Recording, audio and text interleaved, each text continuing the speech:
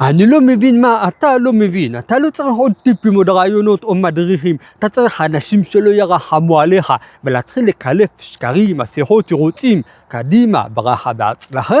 רוב האנשים נופלים בדרכם אל היעד בגלל שקרים שהם מספרים לעצמם. אני עייף, אין לי זמן, יש לי סידורים, קראתי, היום חמישי, סתום את הפה, להתחבא מאחורי תירוצים, אלה האנשים בלי בושה. החברים שלך והמשפחה שלך לא יגידו לך את זה, אז אני אגיד לך, אנחנו רוצים שתצליח. בטח שמעת פעם את הקלישאה שהחברים שלך לא באמת רוצים בהצלחה שלך, כי זה שם להם מראה מול הפרצוף ומערער אותם. יש מצב שזה נכון.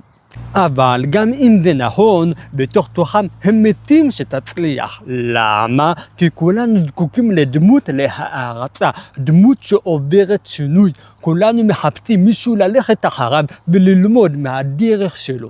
ואז אתה בא ואומר לי, אבל אביאל, אתה קיצוני מדי, אתה חי לבד, אוכל לבד, מנותק מהעולם. נכון, זה לא לכולם, אולי זה לא קשור לך, אבל אתה חייב את מה שאתה חייב. ומה נראה לך שזו סיבה לוותר מראש? בתור ילד סיפרו לי שכדי להיות רב היית חייב לעזוב הכל, ללכת לכפר מרוחק ולהישאר שם 7 שנים רצוף, ורק אז היית חוזר עם התואר. 7 שנים בלי אבא, בלי אמא, בלי טלפונים, יש רק את הספר והלימוד.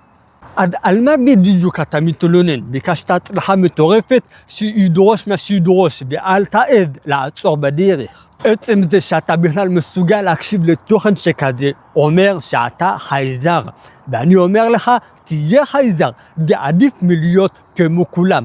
אל תפחד מהבידול הזה, תשפר אותו. ביקשת הצלחה, תשלם את המחיר ואל תעצור בדרך.